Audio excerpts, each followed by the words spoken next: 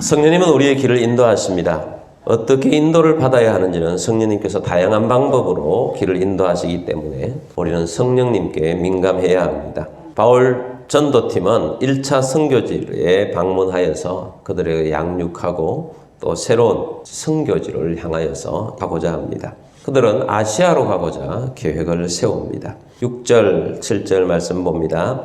성령이 아시아에서 말씀을 전하지 못하게 하시거늘 그들이 부르기아와 갈라디아 땅으로 다녀가 무시아 앞에 이르러 비두니아로 가고자 애쓰되 예수의 영이 허락하지 아니하시는지라. 아멘. 보통은 사단이 전도의 길을 막습니다. 그런데 성령님께서 아시아에 말씀을 전하지 못하게 한다고 말씀하고 있습니다. 심지어 바울 일행은 아시아 지역으로 가려고 무지무지 애를 썼습니다. 그런데 오늘 말씀에 보니까 예수의 영이 허락하지 아니하셨는지라 라고 말씀하고 있습니다. 그럼 마귀가 막느냐 성령이 막느냐 어떻게 하느냐? 우리가 영으로 살아보는 사람은 체험적으로 알 수 있습니다. 마귀가 막는 것인지 성령님께서 막아서는 것인지 내 안에 성령님께 민감해야 합니다. 성령님이 인도하시는 그러한 것을 처음에는 이게 왜 상황이 이렇게 안 되지? 왜 이렇게 막히지? 그런데 성령님이 막았었는지 마귀가 못하게 하든지 상황은 같은데 영으로 살아보면 그 영으로 우리가 인도받을 때 다르다는 것입니다. 자, 그러다가 바울이 환상을 보게 됩니다. 9절 말씀 봅니다. 밤에 환상이 바울에게 보이니 마게도냐 사람 하나가 서서 그에게 청하여 이르되 마게도냐로 건너와서 우리를 도우라 하시거늘. 환상도 성령님이 인도하시는 방법 중에 하나입니다. 성령이 임하면 너희의 젊은이들은 예언을 하고 자녀들은 환상을 보고 그랬죠. 바울이 보는 환상은 마게도냐 사람 하나가 건너와서 우리를 도와달라 이런 환상을 보게 됩니다.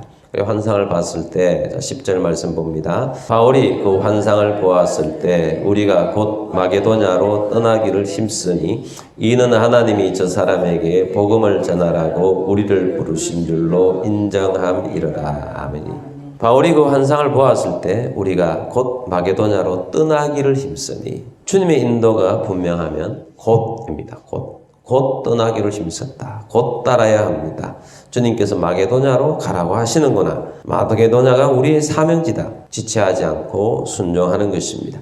마게도냐는 유럽입니다. 때에 하나님께서 인도하시는 길이 아시아로 막히고 유럽으로 인도하셨기 때문에 완전히 아시아와 유럽은 다른 길을 걸어가게 됩니다. 오늘날 유럽이 복음화가 먼저 되어서 건전한 그런 나라들이 많이 있었습니다. 물론 오늘날은 현대에서는 많은 세속주의로 물들고 잘못된 신앙을 가진 그런 나라들이 많아져서 유럽도 많이 타락했습니다. 그런데 이전까지는 유럽이 선진국이 되어 있었습니다.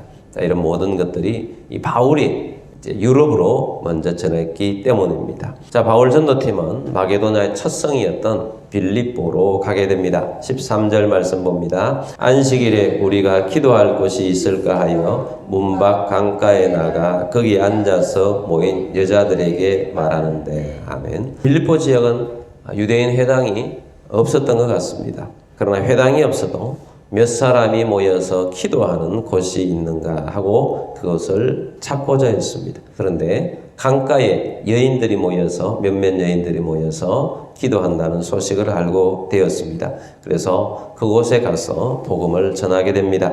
그런데 거기에서 아주 중요한 사명자를 만나게 됩니다. 14절 말씀 봅니다. 두아디라시에 있는 자색 옷감 장사로서 하나님을 섬기는 루디아라 하는 한 여자가 말을 듣고 있을 때 주께서 그 마음을 열어 바울의 말을 따르게 하신지라. 아멘. 옷 사업을 하는 루디아라는 여인이 그 곳에 있었습니다.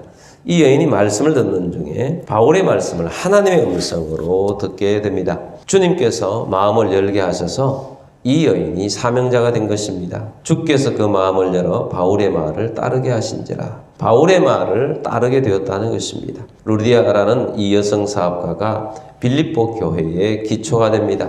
주님은 오늘날도 주의 말씀에 따르며 주의 말씀에 헌신하는 사람을 찾고 있습니다. 그래서 이 빌립보 교회의 이 루디아는 굉장히 중요한 사람이 됩니다. 15절 말씀 봅니다. 그와 그 집이 다 세례를 받고 우리에게 청하여 이르되 만일 나를 주 믿는 자로 알거든 내 집에 들어와 유하라 하고 강건하여 머물게 하니라. 아멘. 루디아는 바울 전도팀을 자기 집으로 초대합니다. 온 집안 사람들이 다 세례를 받습니다. 그리고 자기 집을 전도처로 내어놓습니다.